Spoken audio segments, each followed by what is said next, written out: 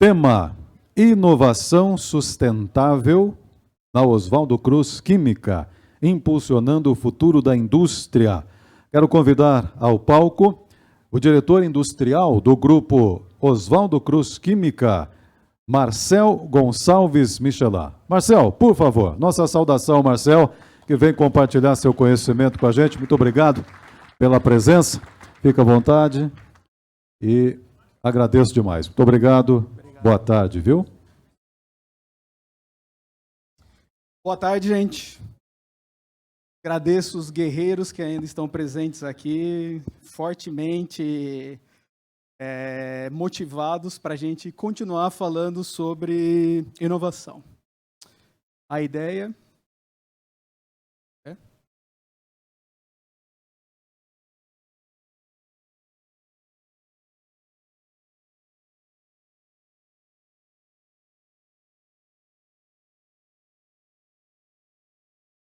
tranquilo.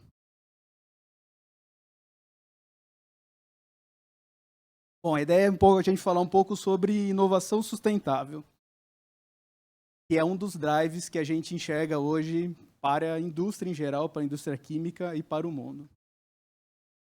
Então, nós vamos falar um pouco hoje sobre a Oswaldo Cruz, sobre valores e estratégia. André falou um pouco sobre quais são as necessidades que a gente precisa atender. O que nosso cliente quer? O que de produto realmente rola ou não rola a hora que ele chega na prateleira.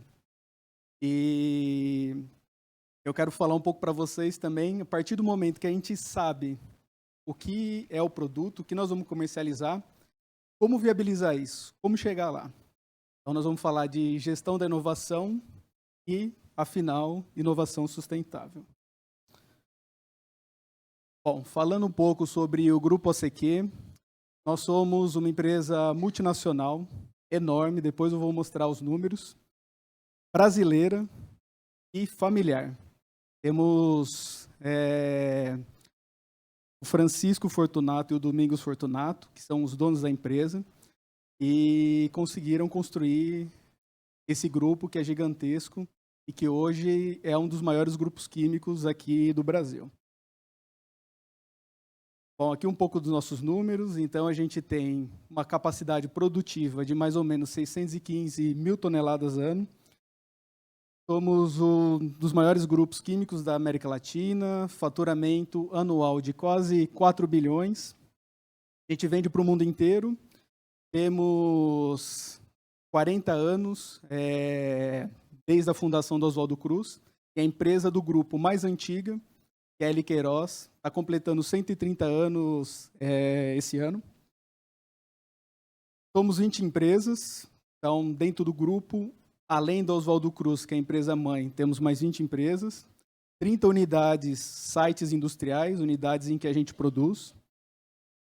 E estamos em 10 países, 8 estados, com todo esse complexo industrial. Então, falando um pouco de mim, eu sou diretor industrial do grupo. Antes trabalhava na Liqueiroz, que foi adquirido pelo Grupo OCQ, e vim trabalhar no grupo.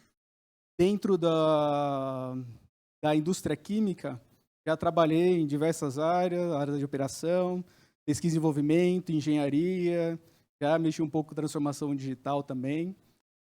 E estava trabalhando em P&D e vim trabalhar para o grupo em si, com pesquisa e desenvolvimento, para a gente fazer todo esse conglomerado de empresas, a gente conseguir dar uma ordem nisso e realmente ter um direcionamento, né? Bom, segmentos de atuação da Oswaldo Cruz. São esses que estão aqui. Alguém aqui compra produtos da Oswaldo Cruz Química? Alguém usa?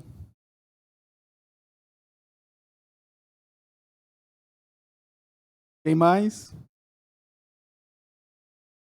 Pessoal da Hidronarte também. Quem mais? Você compra? Você usa? Você almoçou hoje? O que você comeu?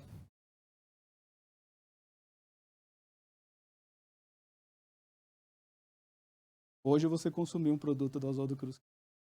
A gente produz ácido sulfúrico que vai para fertilizante. Quem mais consome produtos aqui do Oswaldo Cruz? Todo mundo? Agora todo mundo, né? Bom, gente, então a gente fornece para a indústria de fertilizantes ácido sulfúrico. Quem aqui lava a louça usa detergente, também consome. Shampoo, quem usa shampoo? Nós temos uma indústria cosmética no grupo. Que mais? Têxtil e couro, nós temos aditivos, então, para roupas.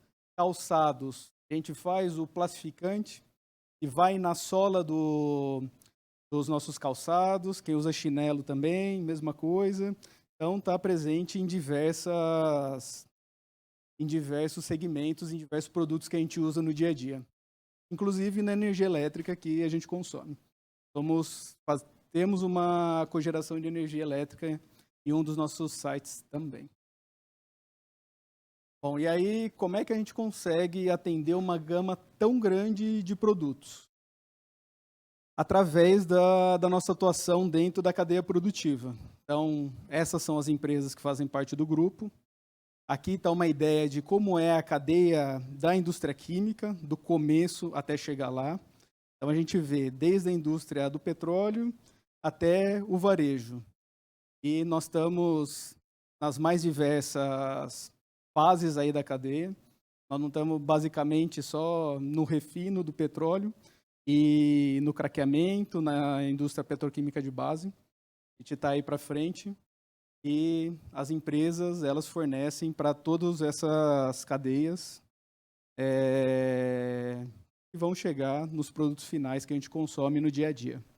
E isso traz muito potencial para a gente, porque, como vocês podem ver aqui, dentro dos segmentos, nós temos fornecedores e clientes que são internos.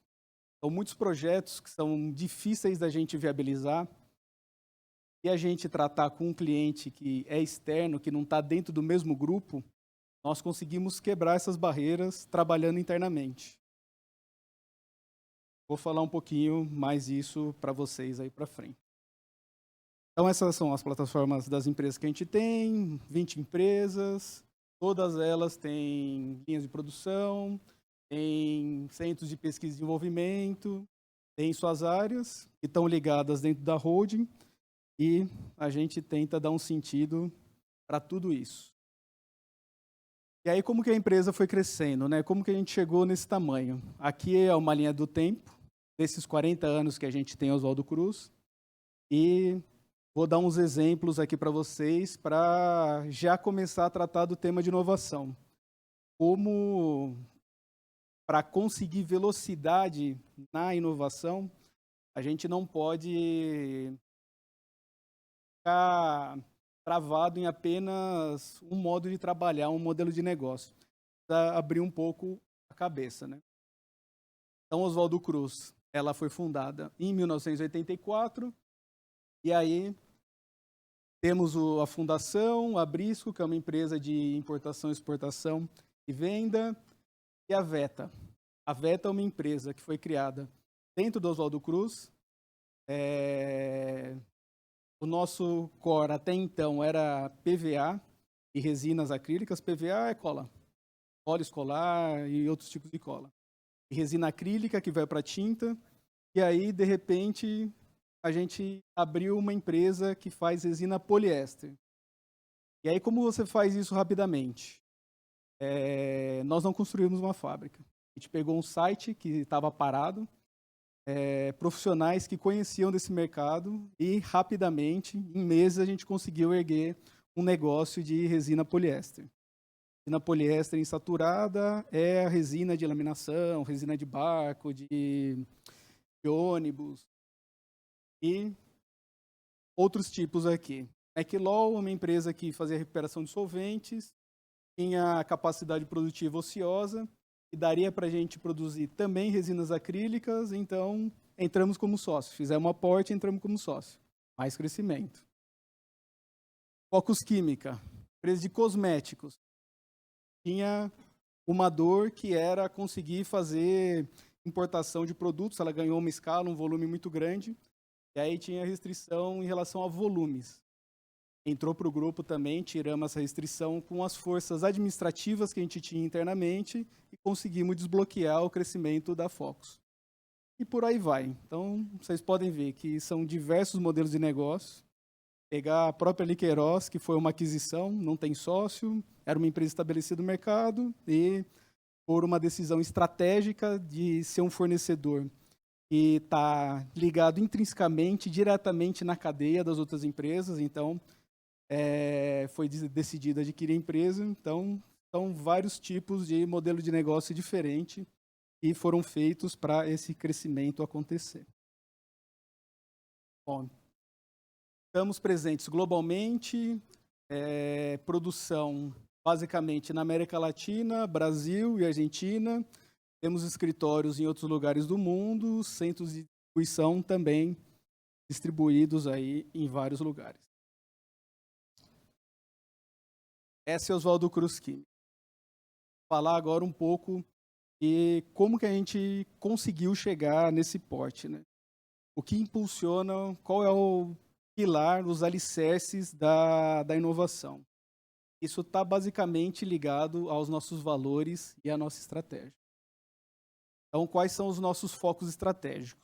Por que isso é importante antes de falar deles? Quando chega uma ideia, chega outra, chega outra, chega outra. E aí, como que eu decido qual delas que eu vou fazer? Qual realmente nós vamos botar recurso e vai virar um projeto? Esses são os nossos vetores estratégicos. A gente precisa ver realmente o que está alinhado com o que a gente acredita de futuro. Então, os nossos focos estratégicos são expandir portfólio, eu ter mais produtos, ter uma linha maior, ganho de escala, conseguir aumentar volume de vendas, volume de produção, ser mais competitivo na aquisição de matérias-primas, inovação, trazer produtos que realmente tenham uma característica para o nosso cliente e ele não encontra no mercado ainda, trazer vantagens para ele através de inovação e eficiência operacional. Então, a inovação, ela compete um pouco com a eficiência operacional, no sentido que ela causa um distúrbio. Eu estou lá operando uma fábrica que produz uma coisa, de repente, tem um maluco lá, ó, faz esse negócio aqui. E isso faz com que pessoas que são treinadas para fazer uma coisa, de repente, do dia para a noite, passem a fazer outra. Então, é muito importante a gente ter o foco nas duas coisas, ter, como já falaram aqui, ambidestro em relação a isso, e ter processos que sejam bem definidos para a gente conseguir efetivamente fazê-lo. Bom, e aí na prática, quando a gente vai avaliar projetos, o que a gente olha? Nosso aumento de market share, se a gente, naquele mercado, vai conseguir vender mais, aumentar a fatia, expertise, então realmente dominar o assunto, ter pessoas treinadas, ter pessoas qualificadas que conheçam profundamente aquilo que estão trabalhando, ter referência, sustentabilidade, é um valor muito forte nosso e a gente está mudando bastante o portfólio para trazer soluções sustentáveis. A proximidade com clientes. Então, é uma empresa que ganhou um volume muito grande, mas não deixou de ser próxima dos clientes. O pessoal que compra da gente são nossos clientes no B2B. O pessoal que está aqui pode falar. Citaram para a gente que o Francisco, que é o dono da empresa, esteve aqui algumas semanas atrás. E, pasmem, gente, nós começamos com uma betoneira, misturando coisa. Todo mundo sabe o que é uma betoneira? É aquele negócio que mistura cimento lá, que vocês verem em obra. Começou misturando para fazer cola PVA lá, e foi ganhando essa escala. E aquele cara que comprava da gente, quando a gente misturava na betoneira, mesmo ele não tendo um volume grande, hoje a gente vende em carreta, coisa enorme. A gente ainda faz o baldinho para ele. É muito importante para a gente esse valor. E a proximidade com os clientes. Ele foi responsável por fazer a gente atingir essa escala, então a gente precisa ajudar ele no que ele também tem de necessidade. Crescimento por aquisições, como vocês podem ter visto na linha do tempo, e a valorização das pessoas. Então, para que tudo isso aconteça, a gente tem que ter pessoas que realmente estão felizes de trabalhar naquele ambiente de trabalho e que se identifiquem com a cultura e os valores da empresa. Isso também é muito importante para a gente.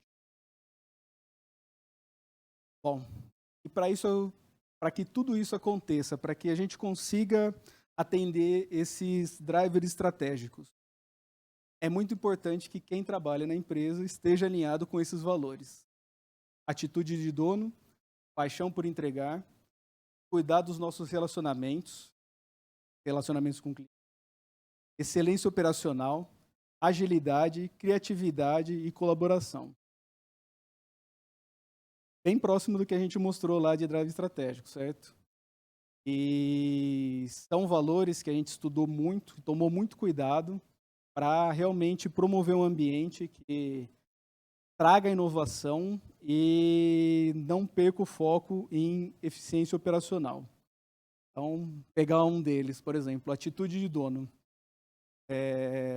Empresas costumam ser bem hierarquizadas, ter decisões que são tomadas por níveis diferentes. E no Oswaldo Cruz a gente tem um cuidado especial em dar autonomia com responsabilidade para as pessoas. Então, realmente, tentar promover algo parecido com o que o André falou no começo, que são equipes transversais que possam trabalhar em temas e levar esse assunto para frente, realmente ir até o fim e fazer acontecer.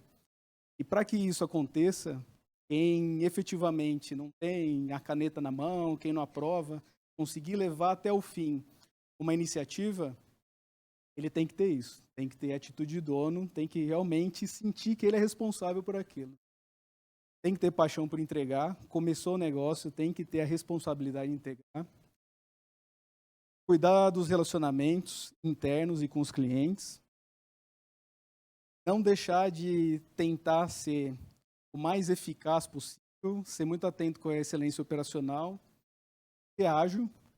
Comunicação é algo crucial para a gente, somos 20 empresas, tem projeto transversal entre a empresa, então, se a gente deixar de se comunicar, essas coisas não acontecem. A criatividade, essas coisas precisam aflorar, independente de ser de cima para baixo, de baixo para cima, e trabalhar de forma colaborativa. Às vezes, um projeto que, no final, na ponta, uma das empresas vai vender, pode não fazer sentido na cadeia. Mas a gente sempre encontra um jeito de fazer sentido e todo mundo que é envolvido no projeto ter a sua parcela de contribuição reconhecida. Beleza? Bom, vamos falar um pouco de gestão de inovação. Agora, na prática. A gente viu que é bacana e tem que ter drives estratégicos, tem que ter todo o alinhamento, a inovação tem que acontecer. Mas como que eu faço isso acontecer na prática, né? Falando um pouco sobre a nossa área de P&D. Nós temos 21 laboratórios de P&D, 7 de aplicação e mais de 50 profissionais que trabalham na área de P&D. É uma equipe grande, centralizada. Tem gente trabalhando em diferentes laboratórios. E aí, para fazer tudo isso acontecer, como é que a gente faz? Pessoas que estão em 21 lugares diferentes, que trabalham em projetos diferentes, realmente trabalhar para o crescimento de um grupo, para o que faz sentido para um grupo e não individualmente para cada uma das empresas ou até pessoas, que são pesquisadores, né?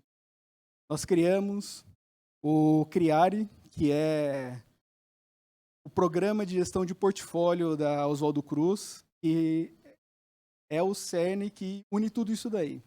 Então, onde todo mundo se encontra, conversa, a gente cria os projetos transversais, faz o mapeamento dos projetos e faz o tracking dos projetos. Então, fundamental, as pessoas se encontrarem, as pessoas se falarem, a gente promover esse contato. Bom, aí falando um pouco mais da área de inovação. A gente já foi referência na conferência da ANPEI sobre inovação, a gente apresentou um case de plastificantes oleados, que eu vou falar até um pouco mais para frente para vocês. E também trabalhamos com inovação aberta. Então, aqui, recados importantes. Usem inovação aberta. trabalhem com isso. O pessoal do Senai falou para a gente, e é verdade, eles são especialistas, e as outras unidades em Embrapi, de ajudar vocês a fazer com que os projetos aconteçam. Eles vão atrás de recurso financeiro para vocês, inclusive. Projeto que a Alana falou, ticket médio é 1,5 milhão. No final das contas, vai pagar menos de R$200 mil para que um projeto desse aconteça. Um projeto de 1,5 milhão, ele vai, por ano, entregar 10 milhões, coisa do tipo. Então, as dificuldades acontecem, as barreiras acontecem, elas estão aí. Mas usem eles têm muita expertise nisso. Nós temos parceria com o CETICT, do Senai, o Cimatec, o CETICT é do Rio, o Cimatec é da Bahia, e com outras universidades e ICT. E é importante que essa aproximação aconteça das empresas com as universidades, porque tem muitas discussões que são relacionadas a fomento, a quem vai pagar esses projetos, e essas instituições podem ajudar, e também a propriedade intelectual. Não sei se todo mundo está familiarizado com esse conceito, mas quando uma inovação acontece, você pode proteger ela através de uma patente, através de propriedade intelectual. E diferentes atores aqui, faculdades, centros de pesquisa, trabalham de modelos diferentes também. Se a gente pegar a realidade do Senai, ele não faz contratos em que a propriedade intelectual é dele. Ou seja, para a empresa é muito mais segurança, porque o projeto que vai ser conduzido, todo o ganho financeiro vai para a empresa. Tem algumas universidades ou centros de pesquisa que aí trabalham diferente. E quando você faz projetos com eles, eles querem uma fatia também do que você vai ganhar no futuro. Então é importante ver o potencial do projeto, a dificuldade que você vai ter de ir sozinho, se você não quiser dividir esse bolo, para escolher os melhores parceiros para você. Bom, antes de passar, queria perguntar para vocês o que vocês entendem por inovação. Tem algum corajoso aí? Nenhum? Vamos lá, professor. Não tem resposta certa, tá, gente? Só estou falando isso para o próximo slide funcionar. Bom, eu acho que inovação é algo que vira nota fiscal. É algo que vira business. Para mim, inovação é isso. É bacana, que eu já vi uma definição que é mais e melhores notas fiscais. Conceito de inovação. E mais, gente? Mais alguém?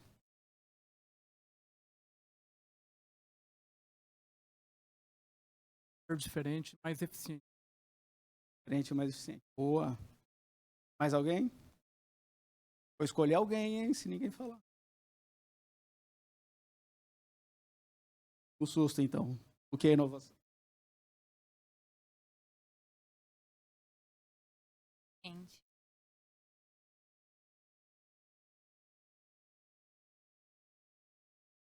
Só gostaria de acrescentar é enxergar aquilo que outras pessoas não estão enxergando.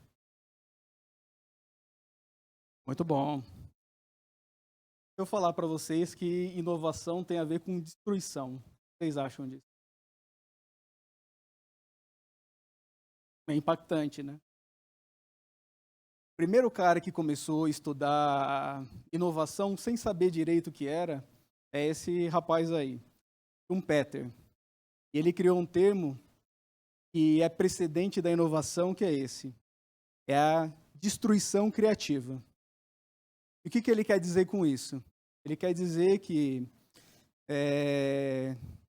começou a ver que empresas sumiam do mercado e surgiam do mercado. E aí começou a estudar o porquê.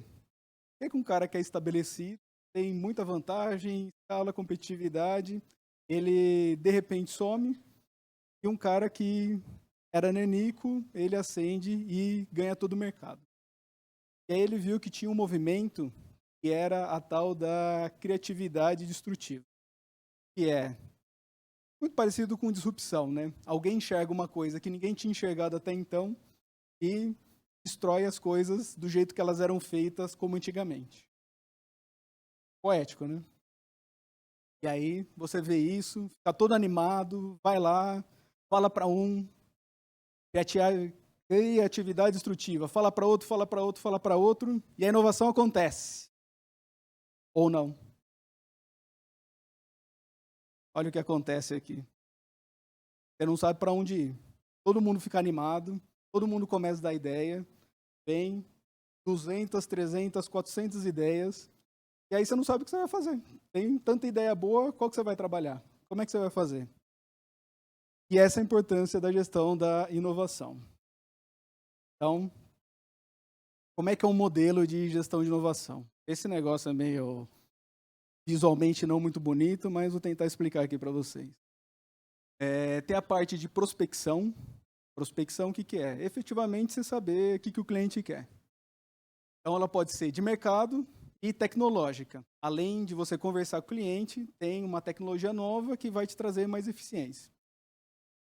Aí a gente vem para a parte de ideação, que é iniciar os projetos, começar a fazer os experimentos, e podemos entrar aí também com inovação aberta, com outros recursos trabalhando nisso. Depois a gente faz a parte de seleção estratégica, quais projetos eles vão ser selecionados para ser conduzidos, e aí a gente vem para a parte da implementação, que é realmente executar os projetos. Depois a gente precisa medir se tudo isso está sendo eficiente, então ter as métricas, eu estou entregando meu time to market, ou seja, o tempo que eu comecei o projeto e o produto está entrando no mercado. Ele está sendo rápido, está sendo eficiente, e para tudo isso eu tenho que ter processos definidos, com infraestrutura, recursos financeiros, intangíveis, que são os conhecimentos que só eu tenho, ou os recursos que só eu tenho, que não são tangíveis, não são físicos. E aí, na prática, eu não tenho nada, como é que eu faço? Primeiro, você precisa ter definição estratégica, então, ouvir da empresa o que ela quer, o que ela enxerga do futuro, quer aumentar a receita, quer aumentar volume, quer trabalhar em um mercado de volumes baixos e margens altas. Então, você precisa saber quais são as definições, para onde você quer ir no futuro, fazer uma primeira rodada para coletar os projetos, as ideias, estruturar isso num portfólio, que você vai escolher os projetos que vão ser conduzidos e os outros que vão ficar na garagem esperando para serem trabalhados. Isso é uma fase inicial. E num segundo momento, reuniões de inovação, então, frequentemente conversar com os times de inovação para ver como os projetos estão indo, estão andando, não estão andando, falta recurso. Conversar com as áreas de mercado para ver se projetos que a gente está trabalhando estão aderentes à necessidade deles e coletar ideias deles. Depois, com a alta gestão, fazer uma reflexão semestral ou anual e todo esse processo está andando bem ou se precisa ter alterações. Bom, e aí, como que esse negócio começa? Começa daquilo que a gente falou, de fazer, depois de coletar as ideias, estruturar a gestão de portfólio.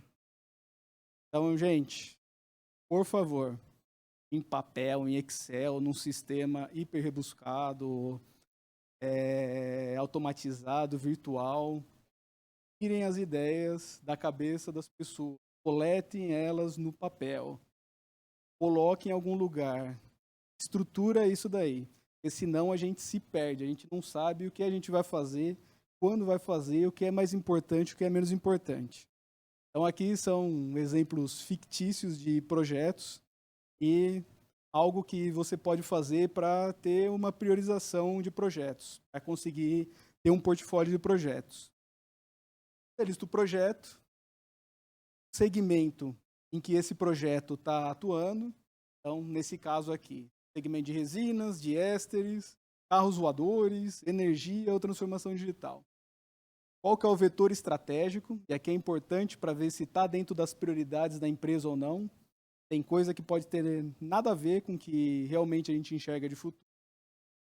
O grau de inovação, eu estou fazendo um projeto que seja incremental, é um projeto de eficiência, um projeto de aumento de volume, mas não é nada totalmente novo, disruptivo.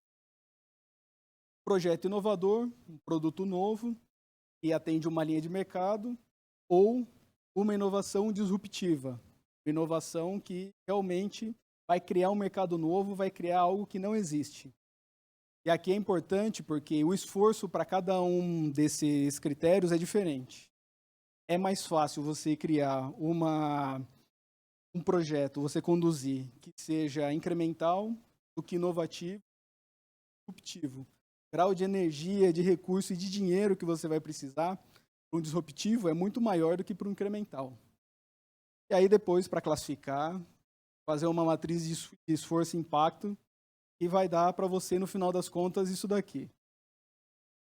Projeto que tem muito impacto é muito bom.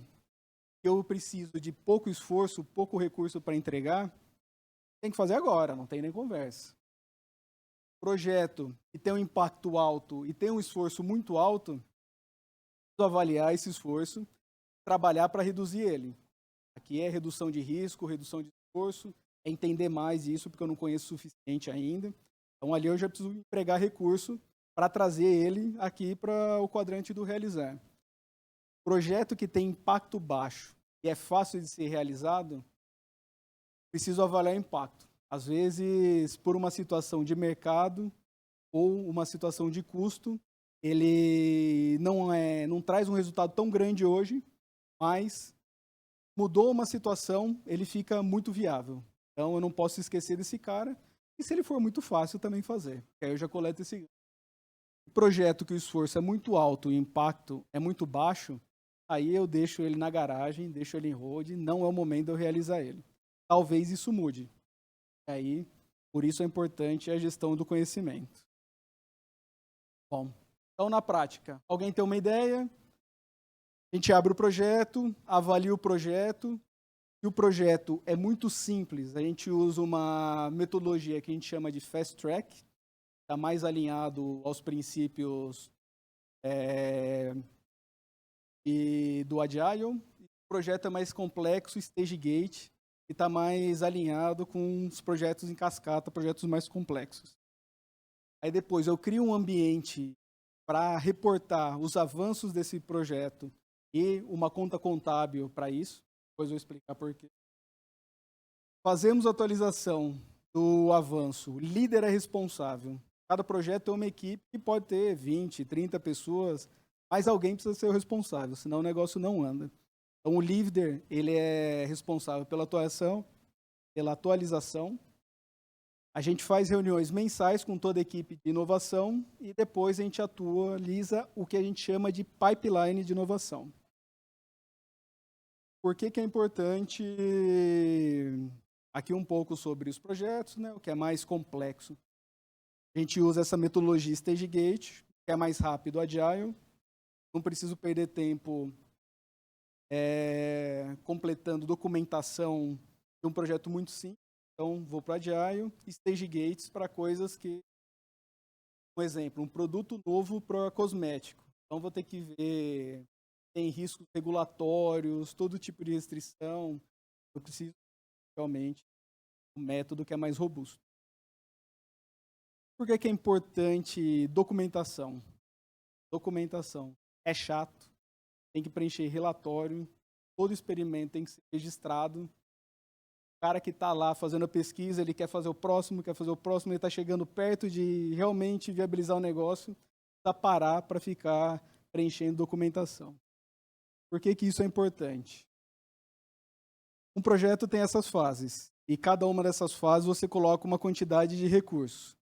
Aqui a conta é mais ou menos, para cada 100 que entram, um sai lá no final. E como vocês viram, tem projeto que hoje eu não tenho uma situação de mercado que favorece ele, mas no futuro posso ter. O que acontece tradicionalmente se eu não tenho uma gestão do conhecimento eficaz? Alguém trabalhou 200 horas nesse assunto, ele morreu aqui, e daqui a 2 anos alguém fala, pô, e aquele negócio, agora está com uma margem boa, vamos nele de novo? Aí tem que começar do zero. Jogou fora as 200 horas que foram empregadas de alguém estudando isso. Se você mantém os registros do que foi feito, você não volta do zero. E isso é realidade, coisa sentida na pele, gente. Isso acontece. É projeto que eu trabalhei já que começou desde antes de eu entrar na empresa, 14 anos atrás, e em um momento, determinado momento, 12 anos depois que ele tinha iniciado, o negócio realmente andou e foi. Então é muito importante registrar, porque aqui dentro do funil de inovação, dentro dos projetos, a etapa que ele vai estar, e ele morrer no meio do caminho, ele pode voltar. Geralmente volta. Bom, mais cedo o pessoal falou um pouco de TRL, então eu queria trazer também um pouco disso para mostrar a importância da gestão da inovação. O que é o TRL? É o nível de maturidade tecnológica que o projeto está. Então a gente tem desde o 1 até o 9. Geralmente o 1 está mais na pesquisa básica da universidade, do 4 ao 6 está mais dentro de centro de pesquisas, como o Senai, ou como próprias universidades ou centros de pesquisa das empresas, e do 7 ao 9 está mais dentro da empresa em si, na fase de comercialização. E uma coisa fundamental é que esteja também o TRL alinhado ao CRL, que é o nível de maturidade comercial do produto. Um pouco sobre os TRL, já falei, mas isso é importante frisar. E por isso um dos nossos valores é estar muito próximo dos clientes. Aqui nós estamos medindo o CRL com o TRL.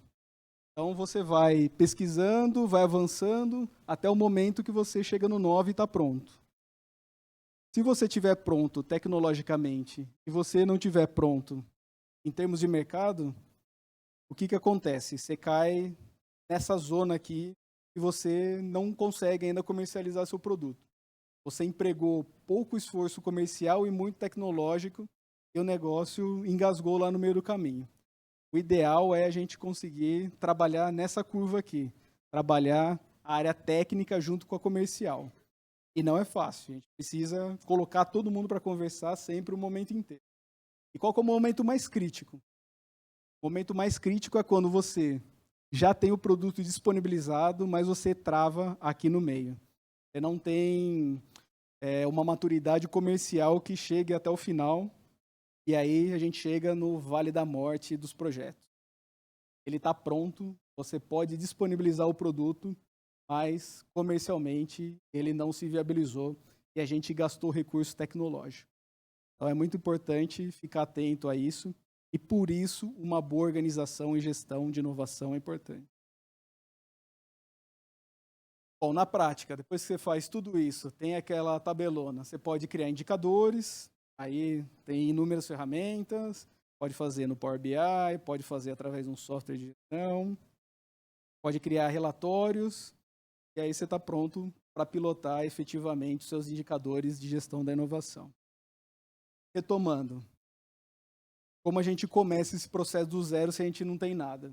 Define quais são os nossos vetores estratégicos, para que a gente está fazendo o projeto, faz um workshop para coletar as ideias iniciais, estrutura esse portfólio e, na maturidade, reunião com os times para acompanhar a evolução disso, com os comerciais para a gente não deixar o CRL matar os projetos e com a alta gestão para ver se realmente a gente está atendendo às necessidades que a gente tem como empresa. Beleza? Antes de a gente entrar em sustentabilidade, alguma dúvida? Vamos continuar. Opa, temos dúvidas aqui.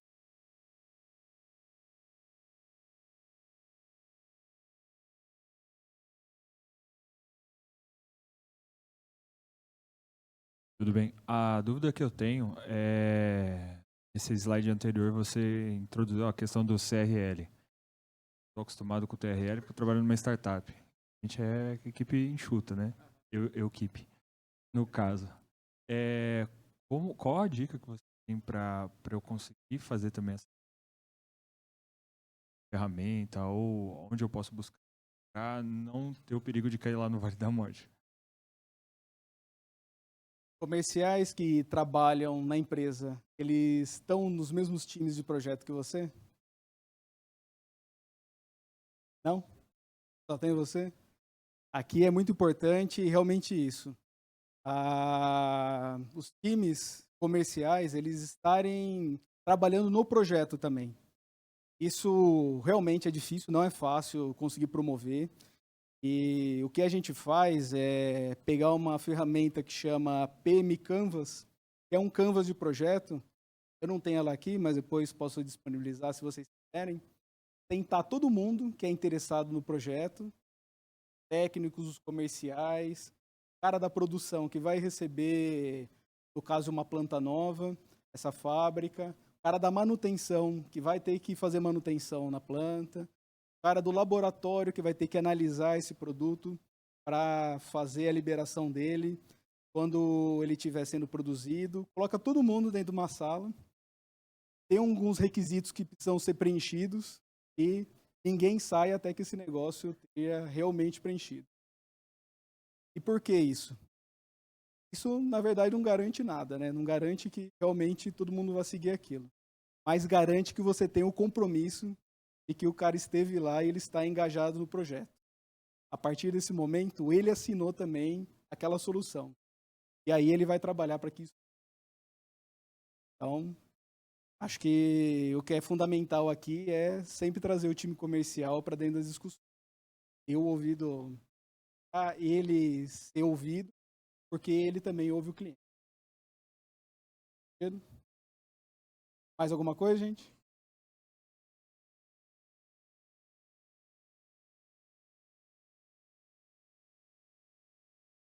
Bom, e agora, sustentabilidade. E por que ele entrou só agora? Se você não tiver realmente uma governança de inovação boa, você pode até querer fazer projetos sustentáveis, mas você não vai conseguir. Porque projetos sustentáveis têm mais barreiras do que projetos, por exemplo, só de redução de custo, e realmente você precisa estar preparado para dar esse passo. Bom, como que a gente trabalha em relação à sustentabilidade? É um dos nossos valores, é algo que a gente acredita e a gente emprega recurso para que aconteça. Esse já é um primeiro passo, é um drive estratégico nosso. Trabalhamos na redução de materiais e são nocivos ao meio ambiente. E aí, quando eu falo de redução, de eficiência, aqui, a maioria a gente tem químico e engenheiro químico, certo? Para os químicos, e nós estamos pensando em estequiometria. O que entra tem que sair. Então, a gente fala de uma forma, às vezes, errônea, em resíduo. Aquilo é uma molécula também. Precisa encontrar solução para aquilo. Pode ser um produto comercializável. Então, a gente tem que pensar em zero desperdício. Aquilo, ele é um produto. E para os engenheiros químicos, em balanço de massa. Então, entrou carbono, tem que sair carbono. Entrou hidrogênio, tem que sair hidrogênio, e vice-versa. Então, tudo que a gente hoje não tem um valor comercial, que a gente costuma chamar de resíduo, a gente precisa trabalhar para que isso realmente seja comercializado, porque isso é massa. Pode ser biomassa, pode ser óleo, que seja, é produto que pode ser comercializado, fazendo um bem para o meio ambiente e também para a receita da empresa. A gente trabalha numa frente renovável também, utilizando não só materiais de fonte petroquímica, mas de fonte renovável e muito forte na área de reciclagem. Bom, e aí a sustentabilidade, no passado, ela era mais difícil e um paradigma grande que é o cliente realmente aceitar a sustentabilidade, eu acho que a gente conseguiu superar. No passado, se você falava que o mesmo produto ele vinha de uma fonte que era reciclada, tinha um pouco de preconceito, esse negócio não deve ser tão bom, deve durar tanto. Hoje já se vê diferente. Tem mais consciência, tem mais controles que atestam que efetivamente, seja em termos de química, de desempenho, é o mesmo material e que a gente está trazendo uma vantagem adicional, a vantagem ambiental. Então, hoje a gente consegue trabalhar nisso. Muita gente percebeu também que ser sustentável é rentável, que há muito desperdício na indústria. E o primeiro pilar da sustentabilidade que realmente avançou foi a parte de eficiência energética, de melhoria de rendimento. Então, isso realmente é receita na veia. E a gente trabalha nos 3 pilares do ESG também, na parte ambiental, sem ter a parte ambiental totalmente conforme, a gente não pode trabalhar, tem restrições legais, e a gente quer entregar para o meio ambiente coisas melhores do que a gente tirou dele. E a parte social também, nós estamos dentro de comunidades, trata com bastante pessoas, e a gente entende que é uma obrigação nossa também fazer com que esses stakeholders, essas regiões, nossos vizinhos, eles também consigam se desenvolver junto com a gente. Bom, então trazendo um pouco mais na prática, em relação ao processo de trabalho em redução de consumo de energia, redução de resíduos sólidos, redução de embalagem, a parte de produtos biodegradáveis, parte relacionada a emissões, redução de emissão, produtos com baixa emissão, redução de produtos que vão para a destinação de incineração, em relação aos produtos com baixo odor, baixos orgânicos voláteis, livres de amônia, solventes, a parte relacionada à vida. A gente trabalha muito forte em relação à segurança do trabalho e aos sistemas de gestão de risco, reduzir ao máximo. Somos uma indústria química, temos risco, mas eles precisam ser trabalhados com responsabilidade. E produtos produzidos à base de fontes renováveis, livres de formol, livres de compostos tóxicos, em água, em projetos de reuso, de redução de consumo, produtos livres de APO e amônia e emulsões base água, reduzindo o consumo de solventes. Bom, algumas iniciativas que a gente trouxe. Nós trabalhamos com derivados de goma de pinos. Então, é uma árvore que parece um eucalipto e você tem uma resina que sai da árvore. Você consegue fazer produtos a partir dela, principalmente resinas. Reagentes de origem vegetal em resina, então, principalmente a base de óleo de soja, consegue usar. Reciclagem de garrafa PET. Nós reciclamos mais de 24 milhões de garrafas PET por ano, e a gente produz resinas através delas, e a gente participa da cadeia de valor da soja. Então, vários produtos a partir da soja. Vou falar um pouco de um case aqui nosso, e aí vocês vão ter um pouco de noção de como P&Ds, os comerciais e os produtores precisam trabalhar junto para viabilizar isso. Aqui nós estamos falando de um projeto que tem 2 ou 3 empresas envolvidas. Então, a gente tem a soja e, através de uma empresa terceira, pega essa soja, moe o grão e fornece para a gente o óleo. Então, na Liqueiroz, nós produzimos o plastificante vegetal e foi incorporado na resina acrílica lá na OCQ. Então, a gente produz essa resina na OCQ e a gente consegue disponibilizar no mercado uma resina que tem uma emissão de carbono menor do que a normal e com produtos à base de origem vegetal.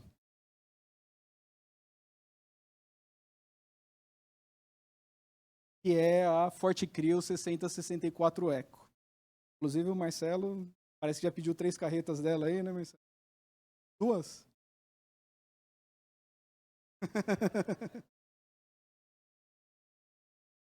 Mas é isso, gente. Vocês veem o esforço que precisa ser envolvido. Um terceiro, junto com uma empresa do grupo, junto com outra empresa do grupo, junto com os clientes, para a gente viabilizar um produto e dentro da cadeia ele é sustentável. São vários atores e isso precisa ser muito orquestrado, ter uma gestão muito boa, principalmente muita comunicação. Muita comunicação. O líder desse projeto teve que ficar frequentemente pedindo feedback para fazer as coisas acontecerem. Bom, outra coisa que nós somos especialistas é na reciclagem de PET para produção de resinas poliéster insaturado. Basicamente, a gente pega garrafa de refrigerante e transforma em barco. Faz aquela resina que vai para barco. Transforma em ônibus. Faz aquela resina que vai para ônibus. A gente recicla 4 milhões de garrafas PET, o que é em torno de 15 a 20% para cada quilo de resina que a gente produz, e 40 toneladas de PET são utilizados por dia nas nossas fábricas. Dentro da cadeia da soja, nós fazemos plastificantes oleatos, que são os produtos que vão nos calçados. Então, para você ter ideia, pegar o exemplo do chinelo. O chinelo, a sola dele é de PVC. PVC, se não tiver o plastificante, você tentar dobrar ele, vai quebrar. Essa molécula é a que dá flexibilidade para ele. Faz com que, quando a gente pisa, ele consiga se deformar e consiga acompanhar o nosso pé. Produzimos esse tipo de plastificantes, aditivos para a indústria de agro, insumos para a indústria cosmética. Para vocês terem ideia do impacto em emissões de um produto de origem fóssil e comparado a um produto de origem vegetal, quem já fez cálculo de pegada de carbono, é mais ou menos isso daqui. O produto vegetal, ele tem 40% menos emissões do que o produto de origem fóssil. E aqui um detalhe. Esse é um número conservador, porque nós estamos pegando a média das emissões do plantio de soja aqui no Brasil. Se a gente pegar a origem realmente da soja que a gente consome, que é essas regiões aqui, Paraná, Sul e Centro-Oeste, esse número ele fica praticamente zero. Ele não dá zero, ele dá 0,015. Então é quase neutro em carbono. E uma das nossas iniciativas vai ser realmente ter os certificados de origem, da onde está vindo nossa soja, para além do nosso produto de mercado, a gente também poder oferecer um produto com emissão neutra de carbono. Com outras iniciativas, nós temos uma planta que produz gás de síntese, que é monóxido de carbono e hidrogênio, para produzir álcoois. Então, é uma reforma a vapor. Nós fizemos um projeto de reciclo de CO2, que a gente reduziu em 40% as emissões dela. Então, hoje, nós estamos correndo atrás da certificação para hidrogênio azul. Nosso hidrogênio é de baixo carbono, produzido lá. Nós temos cogeração de energia elétrica, ou seja, os nossos processos têm uma reação exotérmica, geram calor, e a gente usa esse calor para produzir energia elétrica dentro do site. Então, no site de Várzea Paulista, da Liqueiroz, 60% da energia elétrica que a gente consome é produzida internamente e 100% da energia térmica. E a gente tem projetos de reuso de água também. Então, a gente sempre está trabalhando para reduzir o nosso consumo de água e para fazer um reuso de uma forma inteligente e responsável. Era isso que eu tinha para apresentar para vocês. E abro para perguntas antes da gente encerrar. Temos um tempinho ainda.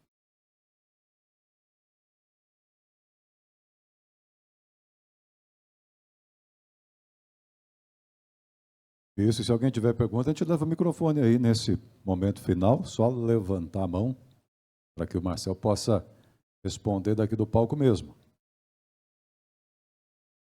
Todo mundo está ansioso para o happy hour, né? Tem ali no fundo, eu já vou levar lá.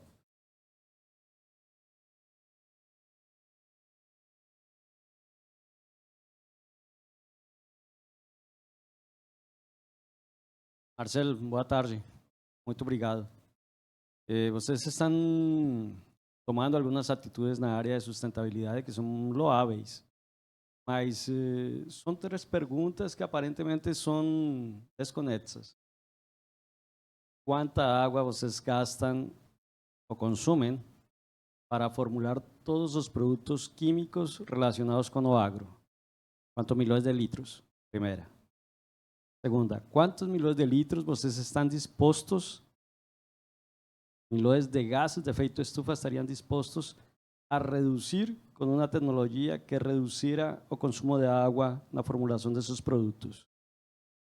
Terceiro, quanto vocês estariam dispostos a investir em uma startup que tenha uma solução para vocês? Obrigado.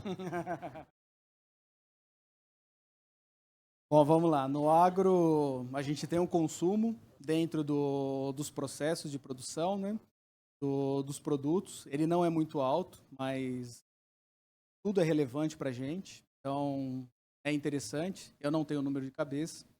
Em relação a emissões também, a gente trabalha bastante para reduzir as emissões em vários sentidos, em capturar o CO2, como a gente fez na nossa planta de gás de síntese, e em reduzir desperdício, porque desperdício geralmente e principalmente são encarados como resíduos, vão para coprocessamento que viram CO2. A gente sempre está procurando melhores alternativas para isso e nos últimos anos a gente vem encontrando.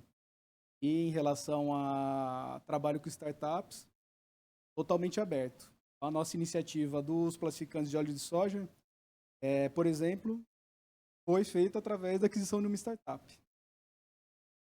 A gente todo dia está vendo startup, está vendo empresas em diversos graus de maturidade. Já levantamos empresas do zero, já compramos startups, já compramos empresas do tamanho da L. Queiroz, que tinha faturamento de quase 2 bi. Está aberto para todo tipo de modelo de negócio.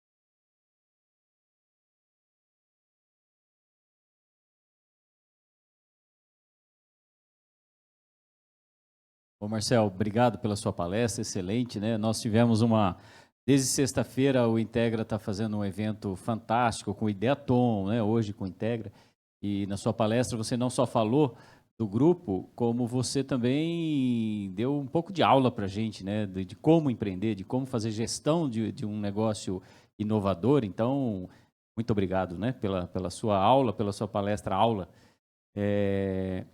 Então você fala da geração de carbono, de CO2, né? Isso é sempre uma pegada e uma conversa importante. Como reduzir isso? Como emitir menos CO2, né, como produto final? Existe alguma tecnologia? Ainda estamos no campo. Por exemplo, aqui na Universidade Estadual de Londrina, nós temos pesquisadores que produzem películas fotoativas que prometem até transformar CO2 em álcool. E como anda isso na vida real? Legal, boa pergunta. Começar do mais simples, né? Toda vez que a gente consome uma matéria-prima e não transforma ela em 100% em produto, a gente está contribuindo para emissões. Principalmente quando o destino do que não é transformado efetivamente em processo de oxidação vira CO2, ou quando a gente gera algum resíduo que vai para coprocessamento. Então, acho que o dever de casa básico é trabalhar no limite máximo técnico da eficiência dos processos. Sempre buscar a melhoria disso. Independente disso, a gente sabe que, de novo, em processo de combustão, de reforma, a gás, sempre vai ter a geração estequiométrica. Você não foge disso. E CO2. Hoje existem tecnologias, várias tecnologias para captura, para reutilização, produção de metanol através de CO2. O ponto que pega é que economicamente não é viável hoje. Tem situações que são, tem situações que não. Então, acho que o ponto principal é continuar a colaboração entre universidades, empresas, e assim como todas as tecnologias e desafios que a gente teve no passado, uma hora ou outra a gente vai encontrar um catalisador, um bioprocesso, alguma coisa que torne a conversão, a captura e conversão de CO2 economicamente viável. Hoje, soluções tem gente que emprega, tem condições específicas. Tem, por exemplo, o projeto na Islândia, não sei se todos conhecem, e uma usina que funciona como uma folha verde, uma árvore artificial. E a disposição de energia geotérmica é tão grande na região, você tem energia suficiente barata para conseguir fazer esse processo de uma forma rentável. Então, o pessoal lá faz esse tipo de trabalho. O desafio é a gente conseguir viabilizar também com outras tecnologias ou em outras condições.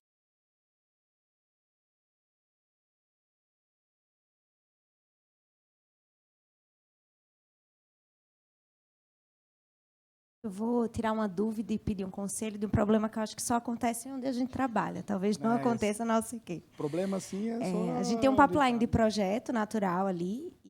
Como vocês lidam quando a área comercial traz demandas que são urgentes, que vai vender, que o mercado precisa, e fura todo esse pipeline, né, e que tem toda uma gestão de risco, porque você normalmente pula algumas etapas, ou seja, um projeto que deveria ser do stage gate passa a ser ali um projeto ágil.